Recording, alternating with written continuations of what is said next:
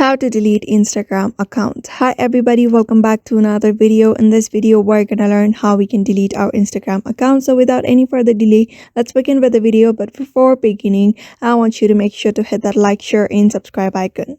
So in order to delete your Instagram account, you just need to follow these steps. First of all, open the Instagram app. After that, logging into your account using your username, email or number and your password. After that, you'll be able to see this kind of interface on your home screen. So I just want you to navigate to your profile. After that, simply click on the menu bar at the top right and you'll be able to see account center very easily. Just simply tap on account center, and when you scroll down a bit, you'll be able to see personal details option under account settings. Simply tap on it, and here you'll be able to see account ownership and control. Simply tap on it again.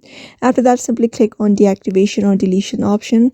After that, you need to click on your Instagram account, and here, in order to delete account, we need to select the second option that says delete account. So after that, simply tap on continue, and here you need to give your reason why you want to delete your Instagram account. Select one of the reasons. I'm just gonna select something else for now and tap on continue.